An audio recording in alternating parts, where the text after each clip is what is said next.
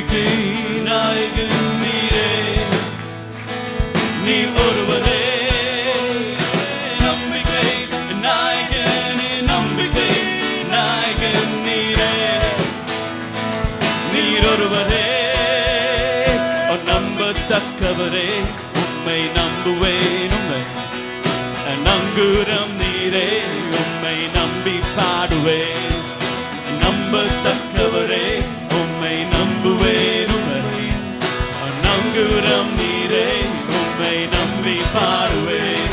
ஓ நம்பிக்கை நாயகன், நம்பிக்கை நாயகன் நீரே, நீர் ஒருவரே நம்பிக்கை நாயகன், நம்பிக்கை நாயகன் நீரே, நீர் ஒருவரே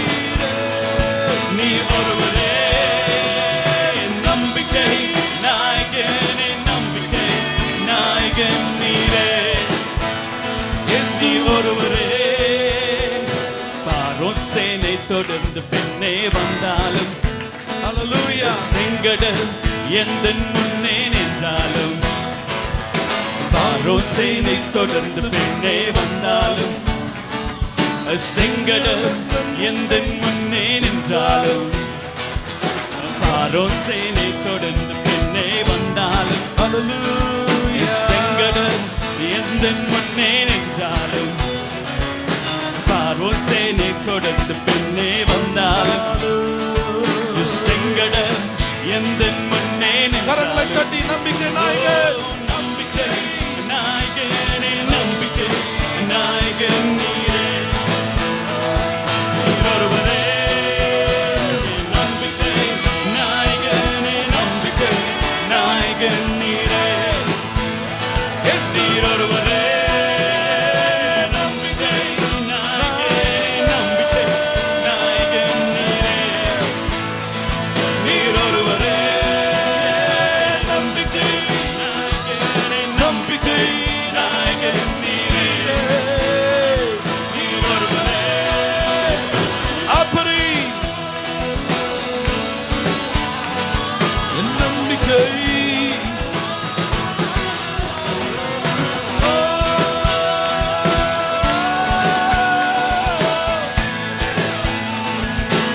நிச்சயமாகவே முடிவுண்டு.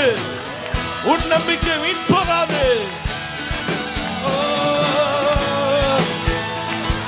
முடிவில்லாத இடங்களில் முடிவை கொண்டு வருகிறார். நீதி இல்லாத இடத்தில் நீதி செய்கிறார். நம்பிக்கை நாயகன், நம்பிக்கை நாயகன் நீரே, நீ ஒருவரே நம்பிக்கை நாயகன், நம்பிக்கை நாயகன் நீரே, நீ ஒருவரே நம்பிக்கை நாயகன், நம்பிக்கை நாயகன் நீரே, இயேசு இயேசு ஒருவரே நம்பிக்கை நாயகன், நம்பிக்கை நாயகன் நீரே, நீ ஒருவரே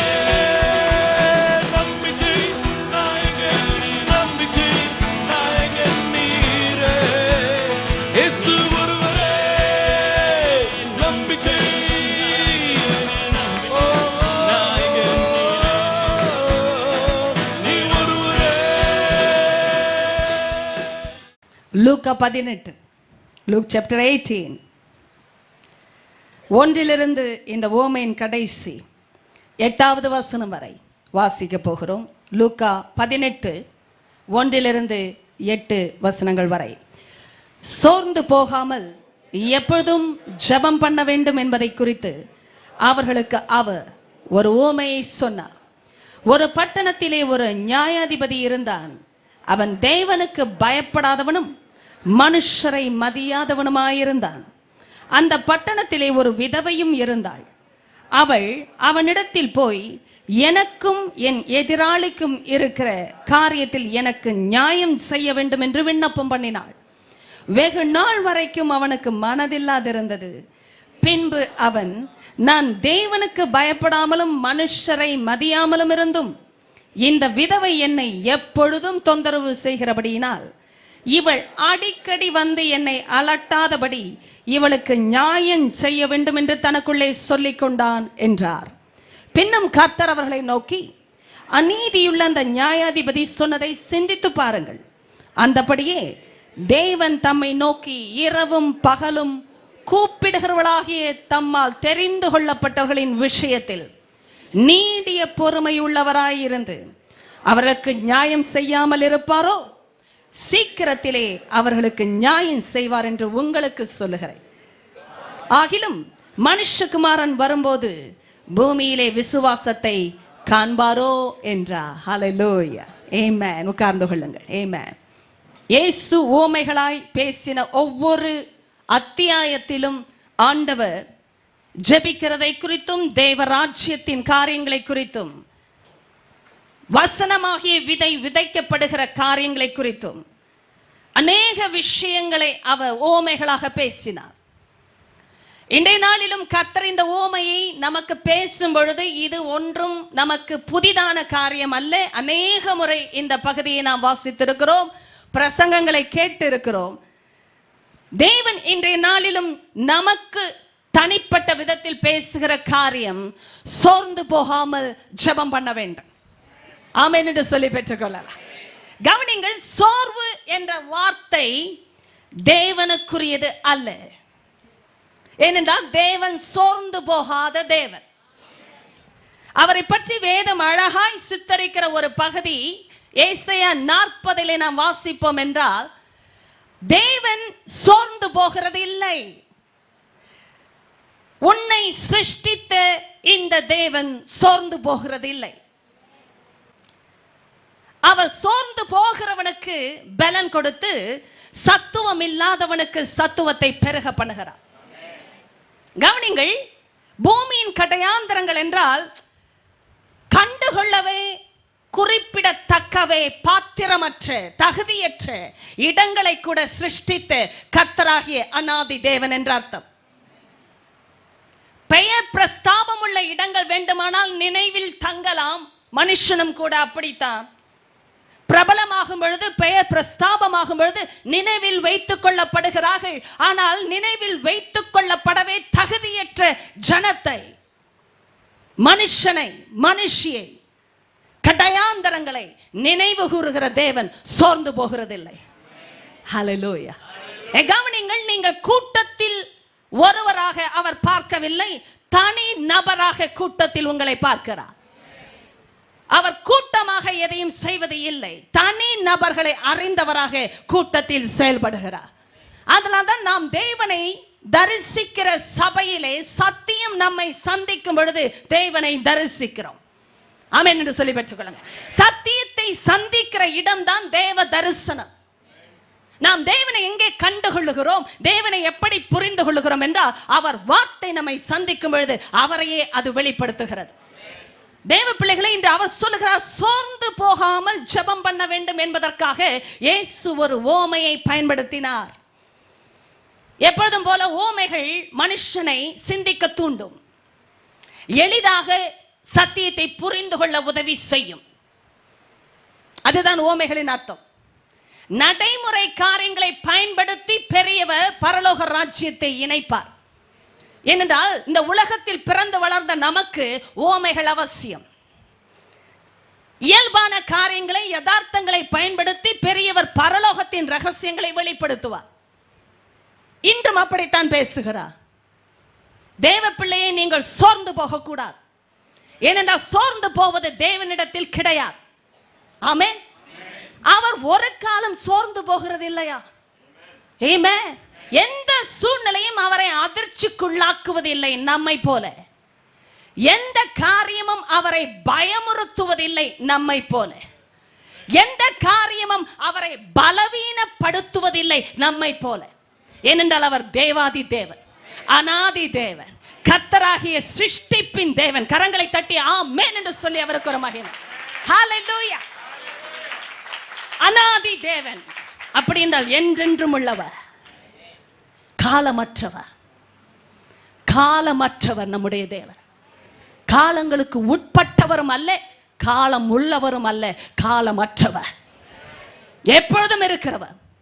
அப்படிப்பட்டவர் சோர்ந்து போகிறதில்லை. அப்படி என்றால் எத்தனை சூழ்நிலைகள் அவரையும் சந்திக்கிறது.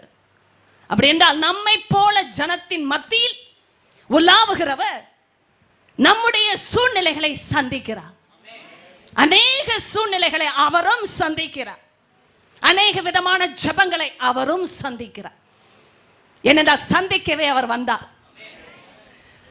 அவரை சோர்வுறச் செய்கிறதாய் நாம் நினைக்கிற விஷயங்கள் அவருக்கு சோர்வடைய செய்வதில்லை.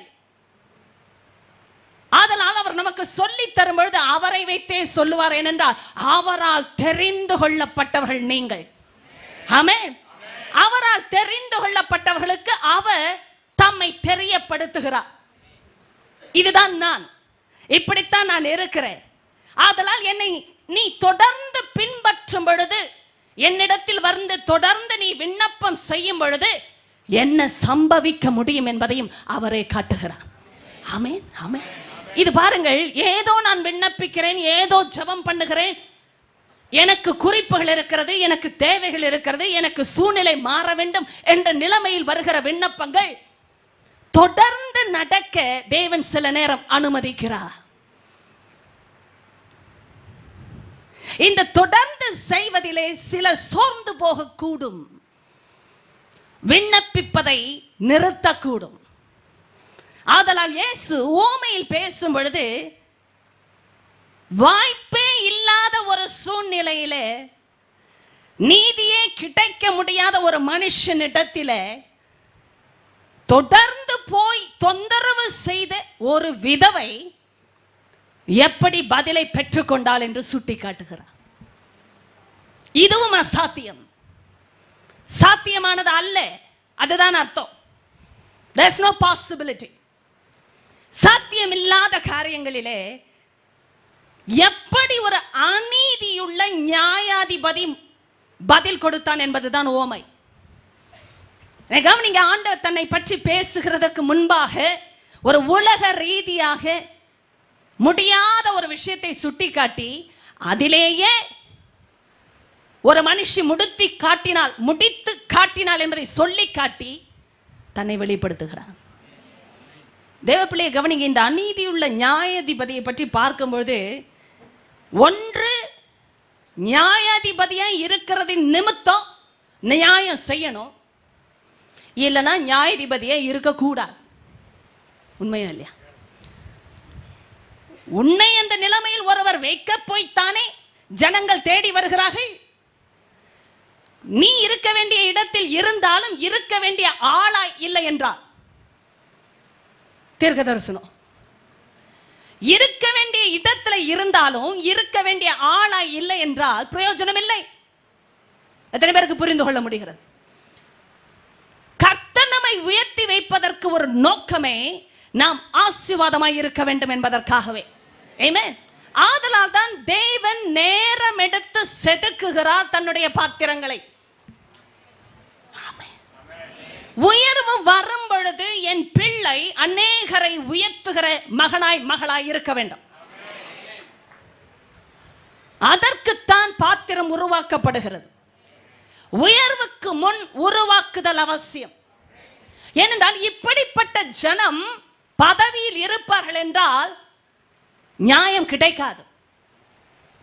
அதனால்தான் இயேசு எடுத்து பேசும்பொழுது ஒரு சமுதாயத்திலே ஜனக்கூட்டத்திலே அதிபதியாய் தலைவராய் இருக்கிற ஒரு மனுஷனோ மனுஷியோ அநீதி உள்ள ஆளா இருந்தா என்னையா ஆகும்? சமுதாயம் நீதி கிடைக்காதுன்னு அர்த்தம். Simple truth.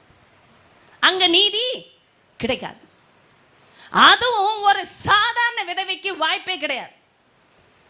ஏனென்றால் சமுதாயத்தில் செல்வாக்கற்ற ஒரு ஆளை எடுத்து பேசணும்னா அது விதவை தான். ஏதோ ஒரு இன்னொரு ஆள் நியாயத்திற்காக சென்றார்கள் என்றால் கூட அது வாய்ப்பு உள்ள ஒரு ஓமை. இதிலே வாய்ப்பே வராத ஒரு ஓமை. சமுதாயத்தில் ஒரு விதவை போய் கேட்டா நீதியுள்ள நியாயாதிபதி ஆகிலும் தேவனுக்கு பயந்தபடியினாலும் மனுஷரை மதிக்கிறபடியினாலும் நியாயம் செய்வான். ஆனால் இங்க இயேசு சொல்லுகிற ஆளை பார்த்தால் நம்பிக்கையே இல்லை. எப்படி எழுதியிருக்கிறது பாருங்கள். ஒரு பட்டணத்திலே, கதை சொல்லுகிறது போல் என் இயேசு சொல்லுகிறார், ஒரு பட்டணத்திலே ஒரு நியாயாதிபதி இருந்தான். அவன் எப்படிப்பட்டவன்?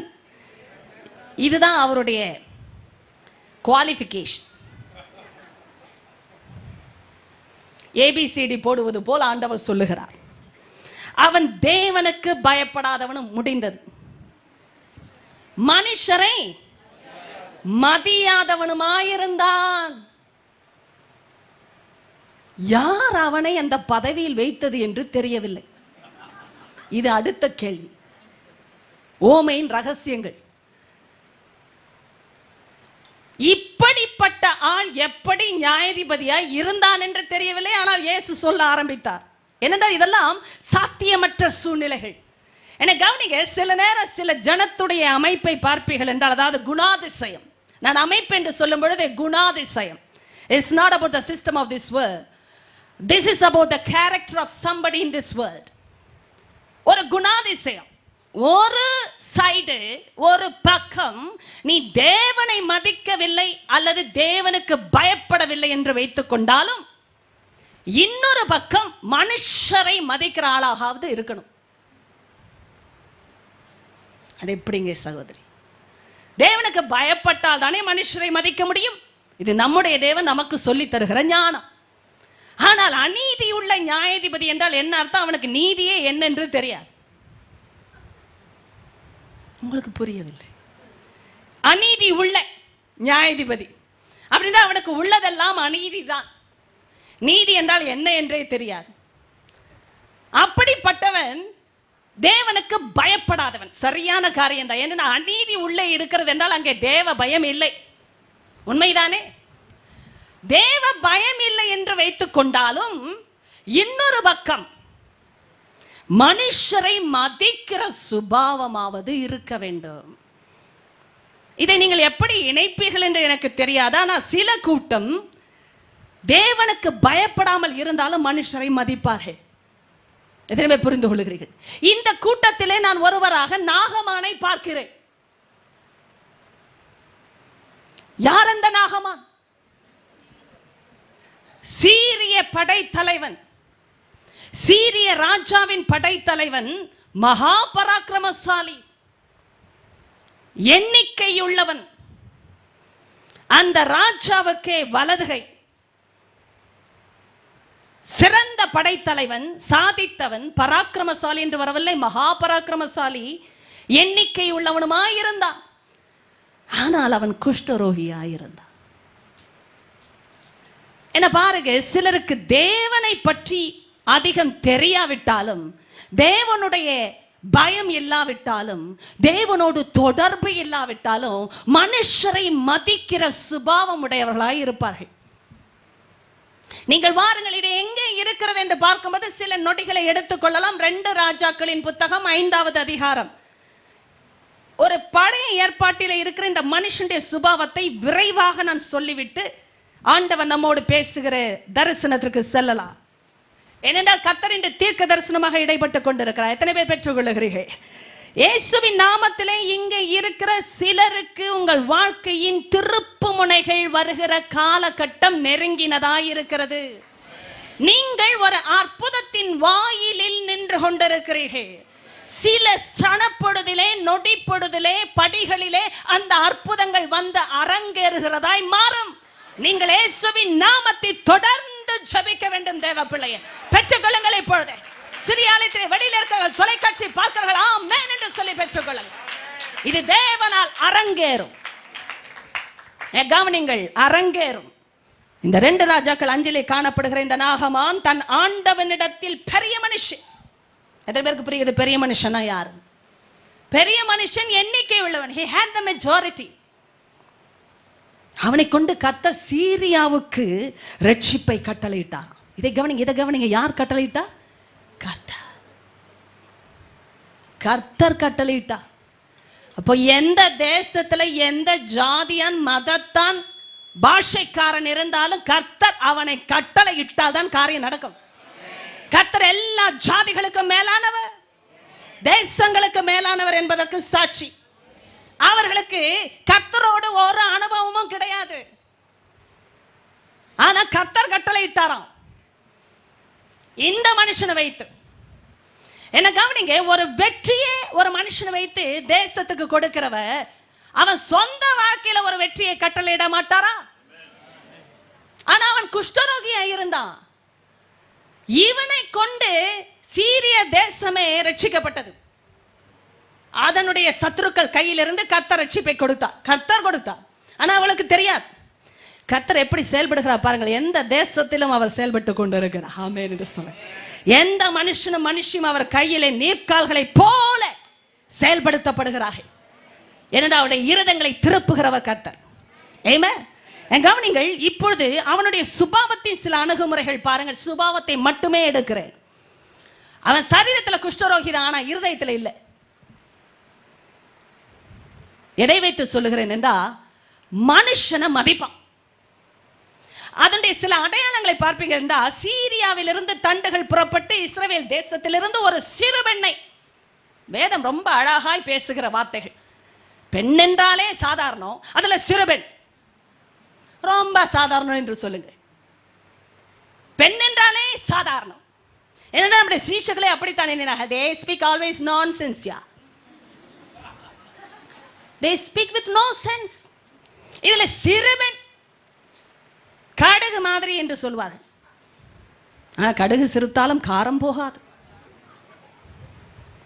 என்னை கவனிங்கள், இந்த சிறுபெண் நாகமானின் மனைவிக்கு பணிவிடை செய்து கொண்டிருந்த சிறுபெண்.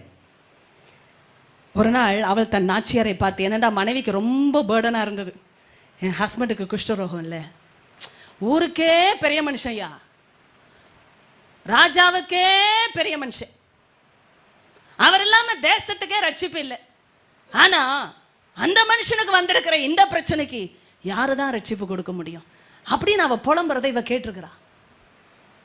உடனே அந்த சிறுபெண் வேலை செஞ்சுட்டு இருக்கும்போது ஒரு நாள் நாச்சியாரை பார்த்து, என் ஆண்டவன் சமாரியாவில் இருக்கிற ஒரு தீர்க்கதரிசியின் இடத்தில் போவாரானால் நலமா இருக்கும், அவர் இவருடைய குஷ்டரோகத்தை நீக்கி விடுவார் என்றாள். எல்லா இடத்திலும் ஞானம் அவசியம். அங்கே சென்றால் எங்களுடைய தேவன் குஷ்டரோகத்தை நீக்கி விடுவார் என்று சொன்னால், அப்படி என்றால் உன் தேவன் ஏன் எங்கள் வீட்டிலே வேலை செய்ய வைத்தார்? சுவிசேஷத்திற்கு ஒரு அணுகுமுறை உண்டு, ஜெபத்துக்கும் ஒரு அணுகுமுறை உண்டு. அதனால்தான் தேவன் இணைக்கும் பொழுது ஒரு மனுஷரை மதிக்கிற தன்மை இருந்தாகிலும் ஒரு மனுஷனை தேவன் சந்திக்க முடியும் என்பதை காட்டுகிறார். கவனிங்க, இந்த மனுஷன் எப்படிப்பட்டவன் என்பதற்கு உதாரணம், அப்பொழுது அவன் போய், உடனே வார்த்தை எப்படி திரும்புகிறது, அப்பொழுது அவன் அப்படின்ற இடையில மனைவி போய், அதெல்லாம் விட்டு விட்டது வேதம். அது இயல்பா நடக்கும், தன்னால நடக்கும். எத்தனை பேருக்கு புரிகிறது? மனைவி இடத்துல சொன்ன உடனேயே இந்த சிறுபெண் அந்த மனைவி போய், அதெல்லாம் வேண்டாம், தன்னால் அவன் போய் இஸ்ரவேலின் தேசத்து பெண் இன்ன பிரகாரமாய் சொல்லுகிறார் என்று தன் ஆண்டவனிடத்தில் அறிவித்தார். இஸ்ரவேல் தேசத்து பெண் இப்படி சொல்லுகிறார் ராஜா, என்ன ராஜாவுக்கும் பாரம். இந்த விஷயம் எவ்வளவு ரகசியத்தில் செயல்படுகிறது என்று பாருங்கள். ஊருக்கே ரட்சிப்பு வருகிற ஒரு மனுஷனை ராஜா இழக்க விரும்பல, அது ஞானம். ஒரு சீட்டு கிடைச்சா அதை இழக்க கூடாது.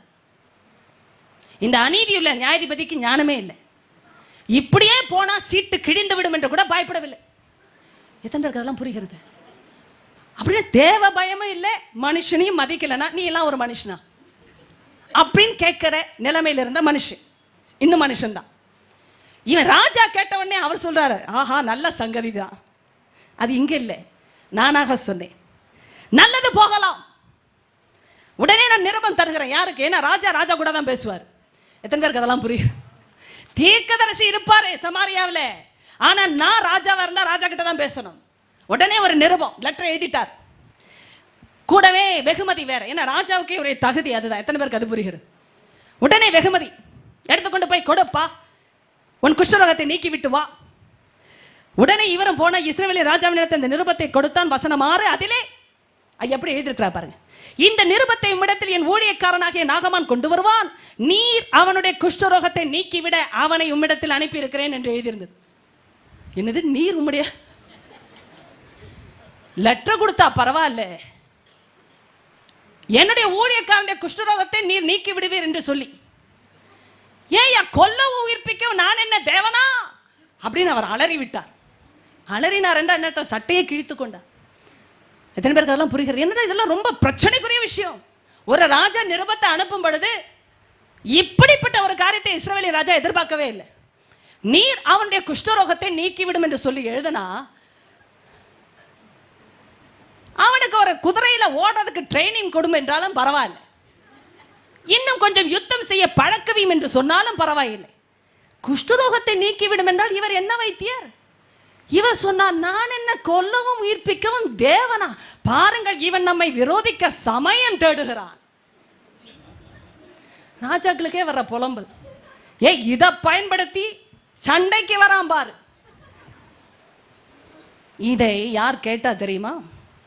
சமாரியாவில் இருக்கிற தீர்க்கதரிசியாகிய எலிசா கேட்டா. கரங்களை உயர்த்தி சொல்ல, நான் நாகமானை பற்றி மாத்திரம் பேசுகிற கட்டம். இப்ப கவனிங்க, ஒரு சிறுபெண் சொன்னதை தன் மனைவி சொன்ன பொழுது அதை மதித்து, சொல்லுங்கள் எல்லாரும், மதித்து. ஆமென். ஏன் கிட்ட சொல்யூஷன் இல்லை, சொல்யூஷன் இருக்கிற ஒரு ஆளை பற்றி நான் கேள்விப்படுகிறேன்னா மதிக்க வேணாம்? ஆமா, மதிக்கணும். கரங்களை உயர்த்தி சொல்லுங்க, மதிப்பு தன்னால் உண்டாக்கப்படும்.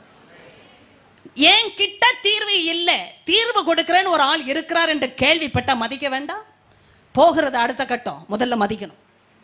அதை மதித்தனால தான் சிறுபெண் என்று கூட யோசிக்காமல் பெரிய படைத்தலைவன், பெரிய மனுஷன், எண்ணிக்கை உள்ளவன், மகா பராக்கிரமசாலி என்ற பட்டியலை பெற்ற ஒரு மனுஷன் தாழ்த்தினான்.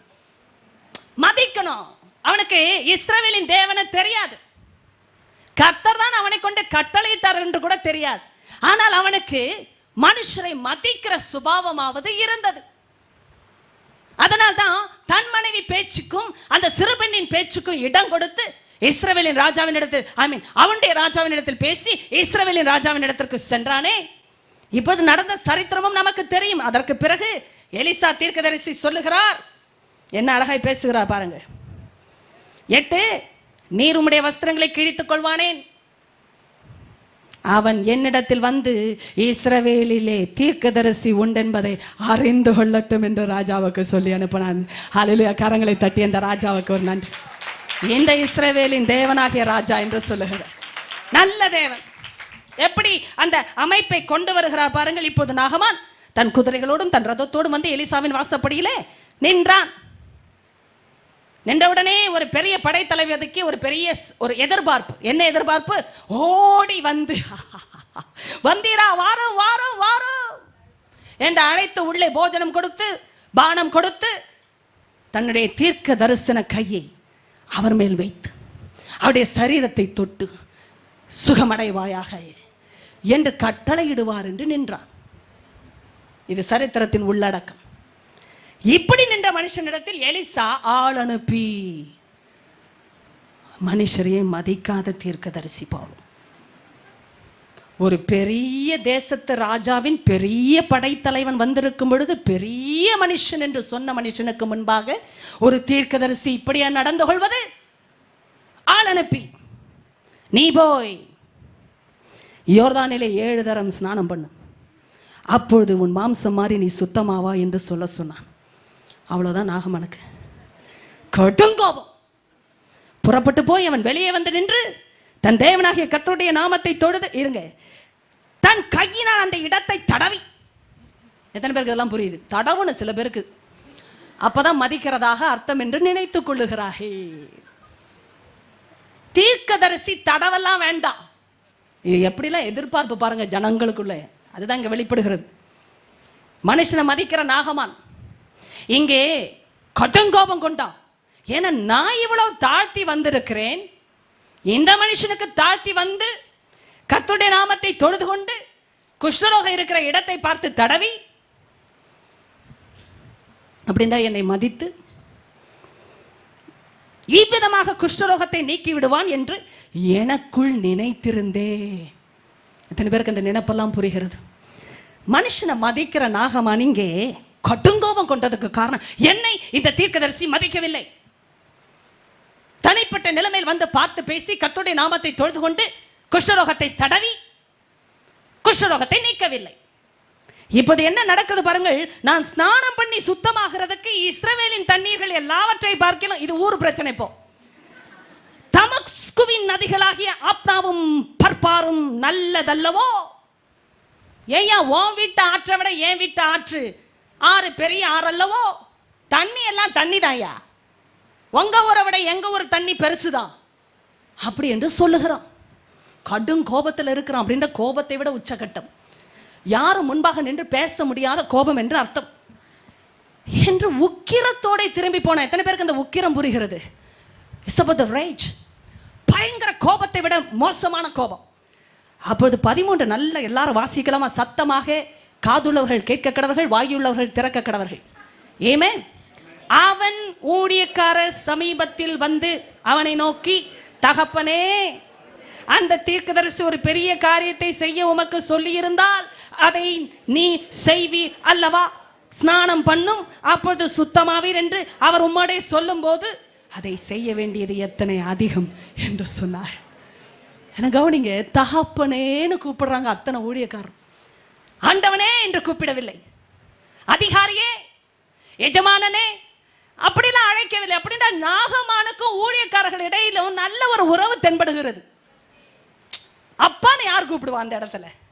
அப்பா, பெரிய காரியத்தை செய்ய சொன்னா செய்திருக்க மாட்டேன். என்னென்ன நீங்கள பெரிய காரியத்தை செய்தே பழகிட்டீங்க, அதான் அர்த்தம். அங்க போய் அப்படி காட்ட முடியாது. சின்ன விஷயத்தை சொன்னா ஏன் இவ்வளவு கோபம் வருதுன்ற அர்த்தம். எவ்வளவு அழகா ஞானமாய் பேசுகிறார்கள் பாருங்க. நீங்க பெரிய காரியத்தை செய்ய சொல்லி இருந்தா செய்திருப்பீர் அல்லவா? ஒரு ஆற்றுல மூழ்கி ஸ்நானம் பண்ணு தானே சொன்னாரு, அதுதானையா கஷ்டம். இப்ப நிறைய பேர் சொல்லுங்க, அல்லேலூயா நடந்துருமா, இயேசுனா வந்துருமா?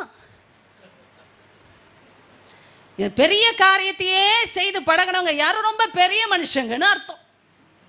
ஆண்டவர்கிட்ட வரும் பொழுது அவருக்கு பயப்படுதலையும் மனுஷரை மதிக்குதலையும் அவர் ஏற்படுத்துவார். ஆமென் என்று சொல்லிவிட்டு, அப்ப அவர் பார்த்தா நீ மனுஷனை மதிக்கிறவன் தான், ஆனா தேவனுக்கு பயப்படுகிற மனுஷனாய் உன்னை நான் மாற்ற வேண்டும். அதுதான் இங்க நோக்கம். நீ மனுஷனை மதிக்கிறதா, சிறுபெண்ணிலிருந்து உன் மனைவியின் வார்த்தையிலிருந்து ராஜாவிடத்தில் பெற்றுக்கொண்ட தயவிலிருந்து உன்னுடைய ஊழியக்காரர், அது இன்னும் நல்ல சுபாவம். கவனிங்க, மேல இருக்கிற அதிகாரி கிட்ட வேணா நிறைய பேர் என்ன செய்வாங்க, பட்டர் போட்டு பட்சமாய் பேசி இச்சகம் உரைத்து பெயர் வாங்கிக் கொள்வார்கள். ஆனா கீழே இருக்கிற ஆளை போட்டு நசுக்குவார்கள், மிதிப்பார்கள் என்று அர்த்தம். ஆனா இவனுடைய ஊழியக்காரரை இவனை தகப்பனே என்று அழைத்தார்கள் என்றா இவன் எவ்வளவு மனுஷனை மதிக்கிறவனா இருந்தான் பாருங்க. உடனே ஒபே பண்ணிட்டான். கவனிங்க, ஊழியக்காரன் தானே சொன்னான்னு கோபப்படலை. இன்னொரு கோபம் சில பேருக்கு அதுங்க, நான் இருக்கிற எரிச்சலை இன்னும் ஊற்றாதே. ஆனா அவன் உடனே, அவன் சொன்ன உடனே அவன் செய்ததை பாருங்க. அப்பொழுது அவன் இறங்கி, ஹல்லேலூயா என்ற கரங்களை தட்டி பெற்றவன். அப்பொழுது அவன் இறங்கி, ஹல்லேலூயா, நோ மோர் டிஸ்கஷன்ஸ். அவ்வளவு ஒரு உள்ளம். அநீதி உள்ள நியாயாதிபதியை பார்த்தா லூக்கா 18 இது என்ன மனுஷன், அது தேவனுக்கு பயப்படவில்லை என்றாலும் ஒரு பக்கம் மனுஷரை மதிக்கிற ஒரு சுபாவமாவது இருக்க வேண்டும் அல்லவா? நீங்க கவனிங்க, நாகமான் இஸ்ரவேலின் தேவனை அறிந்து கொண்டதே அவனுக்கு அந்த அற்புதம் வந்த பிறகுதான். அவரை பணிந்து கொள்ள வேண்டும் என்று முடிவு செய்தவனாய் புறப்பட்டான். ஒரே ஒரு விஷயத்துல என்னை என் தேவன் மன்னிக்க வேண்டும் என்று சொல்லியும் புறப்பட்டான். ஏன்னா அவன் கைலாக கொடுக்கிற பிரதானிகள் மனுஷனாய் இருந்தவன். ஆனால் ராஜா போகிற இடத்துக்கு நான் போக வேண்டிய நேரத்தில் குனிய வேண்டிய நிலைமை வரும் என்று சொல்லி கூட தேவனுக்கு முன்பாக அறிக்கையிட்டான். தேவனை அறிந்து கொண்டான். ஆனா என்ன கவனிங்க, ஒரு மனுஷரை மதிக்கிற சுபாவத்தை நான் நாகமானுக்குள்ள பார்க்கிறேன். சிறு பெண்ல இருந்து, வேலைக்கார பிள்ளையிலிருந்து, சாதாரண பிள்ளையிலிருந்து, தன் மனைவி, அநேக கணவன்மார்கள் சமுதாயத்தில் செய்யாத ஒரு காரியம், மனைவி பேச்சை மதிக்காதவர்கள். ஆனா இங்கே பெரிய மனுஷன் சொசைட்டியில, ராஜாவுக்கே வலதுகை, தன் மனைவியுடைய பேச்சை கேட்டாரு. ஏனென்றா இப்படியாகிலும் தனக்கு ஒரு தீர்வு வேண்டும் என்பதை அவர் அறிந்திருந்தார். ஹல்லேலூயா. நல்லா கவனிங்க, எவ்வளவு பெரிய மனுஷன் ஆனாலுங்க அவன் வாழ்க்கையில் ஒரு குஷ்டரோகத்தை அனுமதித்த பெரியவர், கொடுத்த பெரியவர் அல்ல, அனுமதித்த பெரியவர். ரட்சிப்பையே அவனை கொண்டு கட்டளையிட்டவருக்கு அவனுக்கு ஒரு வியாதியிலிருந்து விடுதலையை, தீர்வை கட்டளையிட வேண்டும் என்ற ஒரு நோக்கம் இருந்தது. ஆனா அதை புரிந்து கொண்டவனாய் மனுஷனுடைய வார்த்தையை மதித்தான். இன்னைக்கு பாருங்க, இந்த லூக்கா 18 இந்த அறிவு ஒரு தேவ பிள்ளைக்கும் வேண்டும் என்பதற்காகவே இயேசுவும் சுட்டி காட்டுகிறார். ஒரு விதவிக்கு ஐயா நியாயம் விசாரிக்க ஒரு மனுஷன் பதவியில் இருக்கும் பொழுது அவன் செய்தாதான் பதில் வரும். ஆமென். இப்போ உங்களுக்கு எனக்கு ஒரு கேள்வி ஆண்டவர் வைக்கிற, என் முகத்தை பாருங்க, என் கண்ணை பாருங்க, நீங்க வேதத்தை அப்புறம் ஆராய்ந்து படித்துக் கொள்ளலாம் வீட்டிலே. உங்களுக்கு எனக்கும் தீர்வு யாரிடத்தில் இருக்கிறது என்பதை முதல்ல நாம அறியணும். ஆமென். பிரச்சனை இருக்குன்னு தெரியும் எத்தனை பேருக்கு? அதாவது அதுவே முதல்ல தெரியும். சில பேர் பிரச்சனை இருந்தாலும் இல்லாதவர்கள் போல இருப்பார்கள். குஷ்டரோகம் இருந்து இல்லாதது போல ட்ரெஸ் போட்டுக்கொண்டே வாழ்ந்து கொண்டிருந்தா என்ன பிரயோஜனம்? கொஞ்ச நாள் ஓடும், அப்புறம் அழுகும். போட்ட ட்ரெஸ்ஸுக்கே மரியாதை இல்லாம போகும். ஆண்டவர் ரொம்ப நல்லவர், உரித்து காட்டுவதில் வல்லவர். அதனால தான் ஸ்நானம் பண்ணுன்னு சொன்னா என்ன அர்த்தம்? அப்படியே வெளிப்பிரகாரமா வெளிப்படையா காட்டியா. 7வது தடவை முங்கும் போதுதான் நீ மாற போகிறாய். அது வரைக்கும் ஊருக்கும் உனக்கும் தெரியணும். இதெல்லாம் உங்களுக்கு புரியவில்லையோ? உட்கார்ந்து உட்கார்ந்து எழுந்திருக்கும் பொழுது உன் குஷ்டரோகம் உனக்கும் தெரியும், ஊருக்கும் தெரியும். எங்க தீர்வுன்னு முதல்ல தெரிவதற்கு முன்பாக எங்க பிரச்சனைன்னு தெரியணும். கரங்களை வைத்து ஆமாண்டவர் எனக்கு அந்த ஞானத்தை கொடுங்க. இது வெளிப்பிரகாரமான பிரச்சனை மட்டும் இல்லை, உள்ள இருதயத்தில் கூட அதேதான். எங்க தீர்வு என்று தெரிவதற்கு முன்பாக கர்த்தருடைய ஆவியானவர் எங்க பிரச்சனை என்பதை காட்டுவா. இந்த பிரச்சனையை உணர்ந்து கொண்ட அந்த மனுஷனுக்கு இப்போ தீர்வு வந்து விட்டது, ஒரு சிறு பெண்ணின் மூலமாக என்றாலும் அவன் அதை மதித்து ஏற்றுக்கொண்டான். ஏன்னா அவனுக்கு இன்னும் சுகம் வரல, ஆனா அந்த ப்ராசஸ்ல அவனை கர்த்தர் அறிந்தவராய் நடத்தினார்.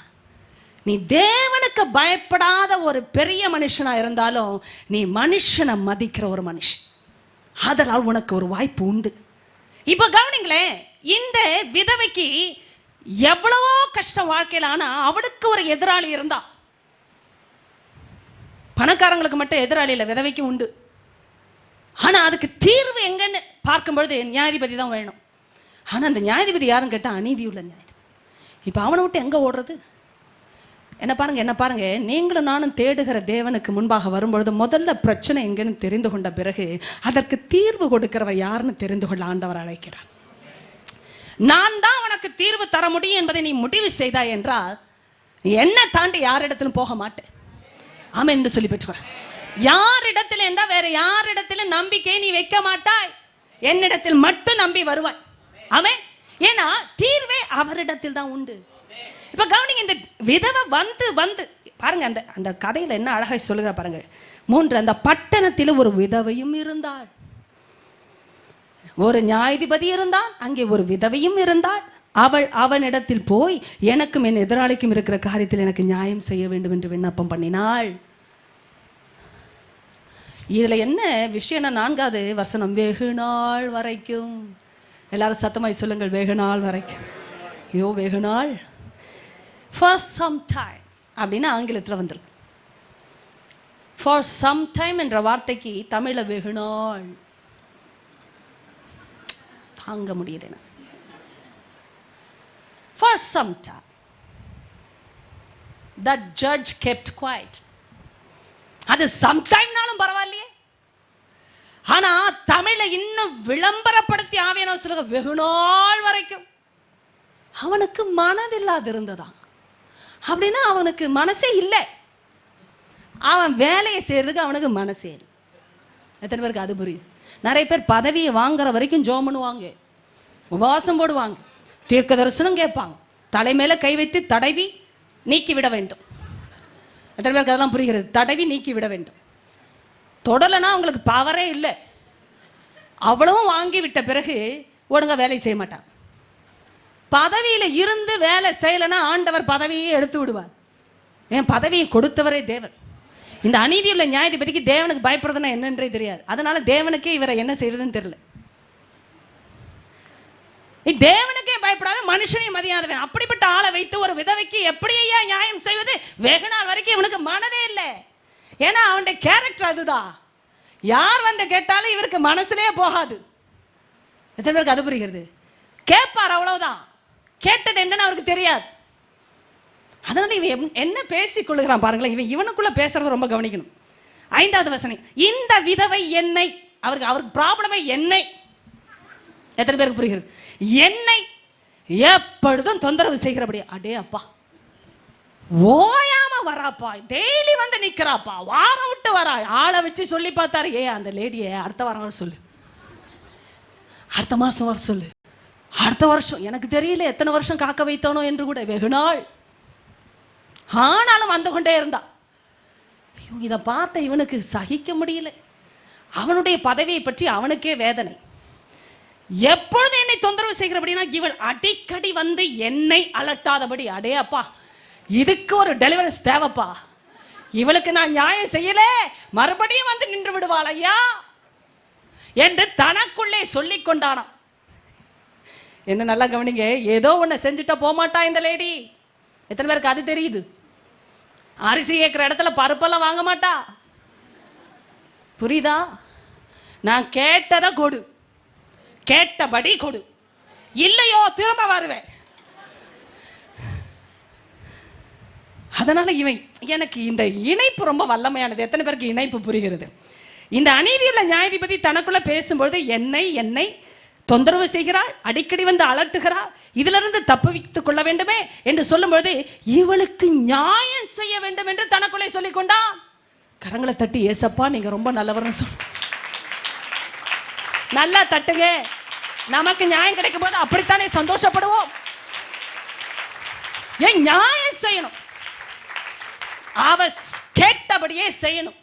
எனக்கும் என் எதிராளிக்கு இருக்கிற விஷயத்துல நீ நியாயம் செய்ய வேண்டும். அப்போ நியாயம் செய்யணும் என்ற வார்த்தை அநீதியுள்ள நியாயாதிபதியோட இருதயத்திலே வந்தது. அப்படி என்றால் நல்ல கவனி, ஒரு அநீதியுள்ள நியாயாதிபதியை தனக்குள்ள நியாயம் செய்யணும்னு நினைக்கிறான் என்றால், நீதியுள்ள நியாயாதிபதி உங்களுக்கு எனக்கு அநியாயம் செய்வாரோ? கரங்களை தட்டி நன்றி, கரங்களை தட்டி நன்றி. நீங்க செய்யவே மாட்டீங்க அநீதிப்பா. என்ன பாருங்க அப்படின்னா ஆண்டவர் செய்யறதுல எதிலையுமே தவறு இல்லைன்னு அர்த்தம். இதுதான் அர்த்தம். எத்தனை பேருக்கு இந்த அர்த்தம் புரிகிறது? இப்படி பண்ணியிருக்க கூடாது இந்த ஆண்டவர், என்னம்மா ஜோம் பண்ண, என்னம்மா கண்ணீர் விட்டேன், கடைசியில பாரு அப்படியே கை விட்டுட்டார் அப்படின்னு யாரும் சொல்ல முடியாத நல்லவர். நான் தான் அவரை கை விட்டுட்டேன், அவர் கை விடலை. விட்டுருந்தாருன்னா இந்நேரம் இருக்க மாட்டேன்னு அர்த்தம். இவ்வளோ பெரிய நல்லவர்கிட்ட நம்ம என்ன சொல்லுகிறோம்? முறையிடுகிறோம். அவர் சொல்றா, அநீதியுள்ள நியாயாதிபதியை நியாயம் செய்வன் தனக்குள்ள சொல்லிக் கொண்டான் என்றா, நீதியை தவிர அநீதியே இல்லாத ஒரு நல்லவர் தன் இருதயத்துல எப்படி அநீதியை நினைக்க முடியும்? தேவ பிள்ளை நன்றி சொல்லுமா. ஹல்லேலூயா. அநீதியே இல்லாத நல்லவரையா எப்படி மனசுல ஒரு தீமையை ஒரு பிள்ளைக்கு, அதுவும் தம்மால் தெரிந்து கொள்ளப்பட்ட பிள்ளைக்கு நினைக்க முடியும்? இவரே பொறுக்கி எடுத்து அலங்கரித்த பிள்ளைய அசிங்கப்படுத்த நினைப்பாரா? ஐயா ஆயிட்டனே சிஸ்டர் அப்படின்னா நல்லதுக்குதான், நல்லதுக்குதான். ஏன்னா நான் காத்திருந்து ஜெபம் பண்ணும்போது என் குணத்தை அவர் மாற்றுவார். இந்த புத்தி கட்ட நிலைமையில ஒரு ஜபத்துக்கு பதில் வந்தது என்றால் என்னை கொண்டு நல்லது நடக்காதுன்னு அவருக்கு தெரியும். உங்களுக்கு அது புரியணும். இது வெறும் அற்புதம் இல்லை, ஆளையே மாற்றுகிற அற்புதம். அப்ப என் ஆண்டவர் சொல்லுகிற எவ்வளவு அழகா பேசுகிறார். பின்னும் கர்த்தர்களை நோக்கி அநீதியுள்ள நியாயாதிபதி சொன்னதை சிந்தித்து பாருங்கள். ஏன்னா உள்ளிதிரைகளை நடக்கிறதை அப்படியே எடுத்து காட்டுகிறா. அவன் தனக்குள்ள சொல்லி கொண்டதை இப்ப கர்த்தர் சொல்லி காட்டுகிறா. அவன் சொன்னதை நினைத்து பாருன்னு சொல்ல, சிந்தித்து பார், சிந்தித்து பார். Take time to consider. When times are good, be happy about it. When times are bad, consider. Amen. Amen. Amen. When times are bad in your life, consider. உட்கார்ந்து யோசின்னு அர்த்தம். என்ன பார்த்தா உட்காருன்னு சொன்னீங்க அப்படின்னா கர்த்தர் உட்கார வைப்பார். பெரிய மனுஷனை உட்கார வைக்கல, தண்ணிக்குள்ள போய் எலும்பி வர வைக்கல. ஒரு தடவை ஒரே ஷாட்ல மிரக்கல் வரக்கூடாதா? 7வது தடவை தான் வரணுமா? ஆண்டவர் மகா பெரியவர் ஐயா, பெரியவருக்கு பெரியவர் ஐயா. 7வது தடவை போகும்போது எல்லா சுயமும் கம்ப்ளீட்டா மூழ்கணும். 7 என்பது முழுமை. என் பெரியவர் அதனால்தான் அநீதியுள்ள நியாயாதிபதி சொன்னானே, அதை சிந்தித்துப்பா. Take time to consider things in your life when times are bad, when times becoming worse in your life. ஆண்டவர் சொல்லும்போது உட்கார்ந்து யோசி. என்னை உட்காந்து யோசிக்க வைத்தக்காக ஸ்தோத்திரம் ஸ்தோத்திரம் ஸ்தோத்திரம் சொல்கிற கூட்டம் இங்கே உண்டா? ஸ்தோத்திரம் போடுங்க, இப்போவே போடுங்க. என்னை உட்கார வைத்து யோசிக்க வைத்த பெரியவரே உமக்கு ஸ்தோத்திரம். ஓடிக்கொண்டிருந்த என்னை உட்கார வைத்தீரே ஸ்தோத்திரம். ஓ, சாதித்த என்னை யோசிக்க வைத்தீரே ஸ்தோத்திரம். ஆமே நாமே, இதெல்லாம் பயங்கரமான ஸ்தோத்திரம் ஐயா. சாதித்து கொண்டே இருந்தாதான் ஸ்தோத்திரம் நினைக்கிறீங்களா? சாதித்தவர்கள் யோசிக்கணும். என்னென்ன இப்ப உட்காரோம். என் கர்த்தர் சொல்லுகிறார், கவனிங்க கவனிங்க, இதுல முக்கியமான பிரின்சிபல்ஸ். அவர் என்ன சொன்னார் பாருங்கள், அந்தப்படியே தேவன் தம்மை நோக்கி. இந்த அந்தப்படியே எதை காட்டுகிறது என்றா, அவன் அநீதி உள்ள நியாயாதிபதியா இருந்தானே, அந்தப்படியே என்ற அர்த்தம் அல்ல. அந்தப்படியே என்றால் என்ன அர்த்தம்? இந்த கூப்பிடுகிற விஷயம், இந்த தொடர்ந்து கூப்பிடுகிற விஷயம், இந்த தொடர்ந்து வருகிற விஷயம். அவன் வேணா சொல்ல என்ன தொந்தரவு பண்றான், என்ன அலட்டுறான்னு. ஆனா கர்த்தர் அப்படி நினைக்கவே மாட்டான். ஆமென் ஆமென். ஏன்னா அந்த மனுஷன் தான் சோர்ந்து போவான். இந்த கர்த்தருக்கு ஒன்று நல்லா தெரியும், அவர் சோர்ந்து போகாதவர், ஆனால் மனுஷன் சோர்ந்து போகிறவன். அதனால நியாயாதிபதிக்கு எதை தொட்டா வேலை செய்வான்னு அவருக்கு தெரியும். ஏன்னா அவனுக்கு எப்போவுமே மனுஷனை மதிக்காம தேவனுக்கு பயப்படாம இருந்தே பழக்கம். அப்படிப்பட்டவனுக்கே சோர்வு வந்துருச்சு. மறுபடியுமா வந்துட்டா? அதே லேடியா பார்த்து சொல்லியா? அதே லேடி தான் சார் வந்திருக்குது. எத்தனை முறையா நான் திருப்பி திருப்பி அனுப்புனேன், வந்திருக்கிறாயா? சோர்ந்தே போயிட்டா மனுஷன். என்னையே அலட்டன ஒரே பொம்பளை இவதான் ஐயா. இவளுக்கு நான் நியாயம் செய்யணும். அவனுக்குள்ள வந்த நல்ல மனசை பாருங்க. முதல் தடவையா இவளுக்கு நான் நியாயம் செய்யணும், அப்பதான் போவான்னு அவனுக்கே தெரியும். இப்போ எந்த அளவுக்கு நீதியுள்ள நியாயாதிபதி தம்மால் தெரிந்து கொள்ளப்பட்டவர்களின் விஷயத்தில் நீடிய பொறுமை உள்ளவராய் இருந்து நியாயம் செய்வார் என்பதை நாம் அறிவோம். கரங்களை தட்டி ஆமென் ஆமென் ஆமென் ஹல்லேலூயா. நீடிய பொறுமை உள்ள என் தேவனும் கூட அவன் அநீதி உள்ளவன். அவன் பொறுமையே வேற. அவன் அநீதியிலே பயங்கர பொறுமைக்காரன். அவன் அநீதியில இருந்தாதான் பொறுமையே. அவன் அநீதியே ஒருத்தி டச் பண்ணிட்டான். எத்தனை பேருக்கு அது புரியுது? இங்க நீதி உள்ளவர் பொறுமை உள்ளவர் இல்ல, நீடிய பொறுமை உள்ளவர். இவன் நீதியில ஒரு பதில் கொடுக்க வரைக்கும் நீடிய பொறுமையோட தான் செயல்படுவா. ஏனென்றா அந்த பதில் வரும்போது என் பிள்ளைக்கு அந்த பதிலுக்கு ஒரு தொடர்பு உண்டு. கரங்களை தட்டி பெற்றவங்க, என் பிள்ளைக்கு அந்த பதிலுக்கு ஒரு தொடர்பு உண்டு. அது வந்தா நீதி உள்ளவர் என் பிள்ளையை உயர்த்தினார் என்பதை உலகம் அறியணும். சும்மா பதில் கொடுத்தார், என் தேவன் அற்புதம் செய்தாலும் பேசுறதை தாண்டி நீதியுள்ளவர் பதில் கொடுத்தார். அப்படி வந்தாதான் ஊர் அறியணும், ஐயோ இந்த தேவன் பரிசுத்தமானவர், இவர் பதில் கொடுத்தா அதுல கூட ஒரு அர்த்தம் இருக்கு. கர்த்தர் சொல்லுகிறார், இதெல்லாம் நான் செய்வேன், ஆனா ஒரே ஒரு விஷயம், சீக்கிரத்தில் அவர்களுக்கு நியாயம் செய்வார் என்று உங்களுக்கு சொல்லுகிறேன். ஆகிலும் மனுஷகுமாரன் வரும்பொழுது பூமியில விசுவாசத்தை காண்பாரோ? என்ன வேணாலும் சொல்லுப்பா, இயேசுவே அவருடைய அந்த வார்த்தையே சொல்லுகிற ஒரு காரியம் விசுவாசம். நீ தொடர்ந்து வரணும்னா ஒரே ஒரு விஷயம், நான் யார் என்பதை நீ அறிந்துதான் தொடர்ந்து வர முடியும். விசுவாசம் ஒன்றே கர்த்தரை பிரியப்படுத்தும். அப்ப கர்த்தரை அறியணும்னா அவர் வார்த்தையை அறியணும். அவர் எப்படி நீடிய பொறுமையோடு நீதியோடு பதில் கொடுக்கும்படி அமர்ந்திருக்கிறார் என்பதை நான் அறிவேன் என்றா, அவரால் தெரிந்து கொள்ளப்பட்ட பிள்ளையே நீ சோர்ந்து போவதில்லை. சோர்ந்து போனாலும் கர்த்தரிடத்திலேயே வந்து நிற்பாய். கரங்களை தட்டி எழுந்து நில்லுங்கள் பார்ப்போம். நீ சோர்ந்து போனாலும் கர்த்தரிடத்திலே திரும்பி வருவா. ஏனென்றா அவரை விட்டா கதி இல்லை, அவரை விட்டாய் தீர்வு எனக்கு இல்லை. ஒரு அநீதியில் நியாயாதிபதியே நல்லதை நினைச்சான் ஒரு கட்டத்தில். என் பெரியவர் எப்பொழுதுமே நல்லதை மட்டும்தான் ஏன் நினைக்கிறேன். ஏன் எனக்கு இந்த தீமை வந்தது, ஏன் நான் இப்படி கைவிடப்பட்டேன், ஏன் எனக்கு பதில் வரல, ஏன் காலதாமதம் என்ற கேள்விகள் எல்லாம் ஒதுக்கி விட்டு அந்த பெரியவரை தொடர்ந்து நீ நோக்கி ஜெபம் பண்ணு. ஆமே, எதை சொல்லி ஜெபம் பண்ணாயோ அதை சொல்லி ஜெபம் பண்ணு. ஏனென்ற கர்த்தர் பாப்பா அது நீதியாய் ஒரு உத்தரவாய் முடியணும். அவரிடத்திலிருந்து வருகிற எதுவுமே நீதிக்குரிய உத்தரவு. எத்தனை பேருக்கு அவருடைய சுபாவம் புரியுது? கரங்களை வைத்து கொஞ்ச நேரம் நன்றி சொல்லுங்க பாப்பா. ஏசப்பா உங்க அன்பு உள்ளத்துக்காக நன்றி. எத்தனையோ முறை குறை சொல்லிட்டேன் ஆண்டவரே, நான் குறை கண்டுபிடித்தேன் ஆண்டவரே, என்னை ஏன் இப்படி கைவிட்டு விட்டே, என் பதில் என் ஜெபத்துக்கு ஏன் பதில் கொடுக்கலன்னு நினைச்சிட்டேன்பா. ஆனா நான் உங்க நல்ல உள்ளத்தை அறியும்படியாக உங்களுடைய வார்த்தையை நோடி இடைப்பட்டு பேசினதற்காக ஸ்தோத்திரம். நீ எத்தனை நல்ல தேவன் என்பதை காட்டி கொடுக்கிறீர் ஐயா. அப்பா அந்த விதவை தொடர்ந்து போய் கேட்டதுனால ஒரு நாள் நியாயம் செய்யும்படி மறுபடி அநீதியுள்ள நியாயாதிபதியே தனக்குள்ள சொல்லிக் கொண்டானே, எத்தனை அதிகமாய் நீர் எங்களுக்கு பதில் கொடுப்பீரப்பா. ஆமென். ஹalleluya சொல்லி பெற்றுக்கொள்ளுங்க. தெரிந்து கொள்ளப்பட்டவர்கள் நீங்கள். ஆமென். நம்பிக்கை நாயகன், நம்பிக்கை நாயகன் நீரே, நீ ஒருவரே. நம்பிக்கை நாயகன், நம்பிக்கை நாயகன் நீரே, நீர் ஒருவரே. நம்பத்தக்கவரே, உம்மை நம்புவேன். உம்மை நங்குரம் நீரே, உம்மை நம்பி பாடுவேன். நம்பத்தக்கவரே, உம்மை நம்புவேன். உம்மை நங்குரம் நீரே, உம்மை நம்பி பாடுவேன். ஓ நம்பிக்கை நாயகன், நம்பிக்கை நாயகன் நீரே, நீர் ஒருவரே. நம்பிக்கை நாயகன், நம்பிக்கை நாயகன் நீரே, நீர் ஒருவரே.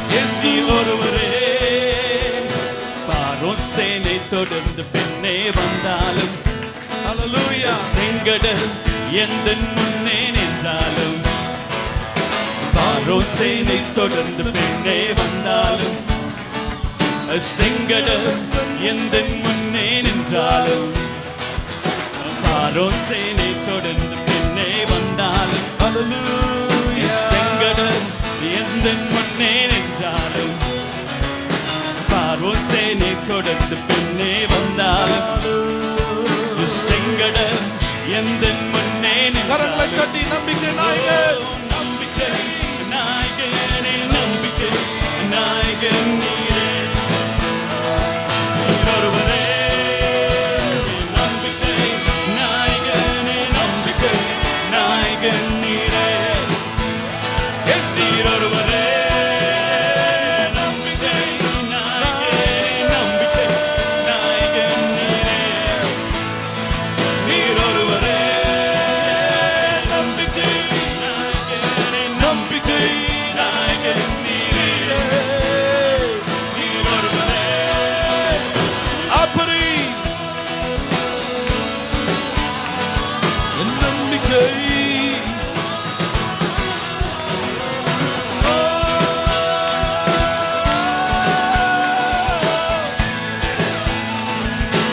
நிச்சயமாகவே முடிவுண்டு. உன் நம்பிக்கை வீண் போகாது.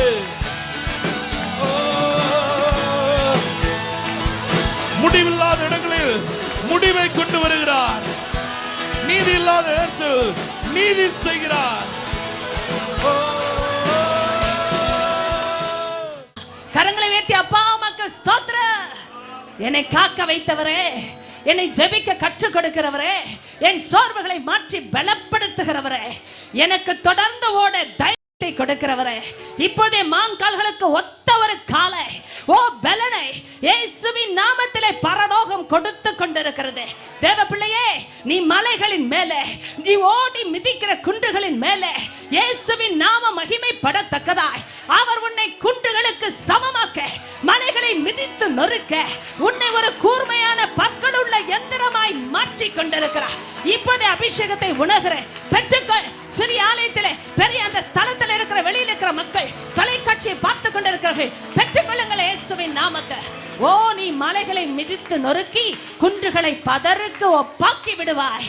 கர்த்தராகிய இஸ்ரவேலின் தேவனுக்குள்ளே நீ கலிகூர்ந்து மேன்மை பாராட்டுவாய் என்பதை கர்த்தருடைய வாய் சொல்லிற்று. ஆண்டவரே உமக்கு ஸ்தோத்திரம். நீங்க சொல்லி செய்யாதிருக்கிற தேவன் அல்லவே. எங்களோட பேசினவர் உண்மையுள்ளவர் மாத்திரமல்ல, நீதி உள்ளவர். உடைய வார்த்தைக்காய் ஸ்தோத்திரம். இந்த சபை நான் வாழ்த்தி ஆசீர்வதிக்கிறேன். தொலைக்காட்சி பார்த்து கொண்ட ஒவ்வொருவரையும் உடைய தீர்க்க தரிசனம் தொட்டு இருக்கிறது ஐயா. உடைய வார்த்தை பொய் சொல்லாது. உயிர்ப்பிக்கப்பட வேண்டிய காரியங்களை உயிர்ப்பித்து, அசைக்கப்பட வேண்டிய காரியங்களை அசைத்து, நீ நீதியுள்ள ஒரு பதிலை கொண்டு வருவது அதற்காய் ஸ்தோத்திரம். நீ கொண்டு வந்து கொண்டிருக்கிறதுக்காய் ஸ்தோத்திரம். நாங்கள் இயேசுவின் நாமத்திலே பெற்றுக்கொள்கிறோம், மகிமையை உமக்கே தருகிறோம். இயேசுவின் நாமத்தில் பிதாவே. கரங்களை தட்டி பெரியவருக்கு ஒரு ஸ்தோத்திரம். ஹல்லேலூயா.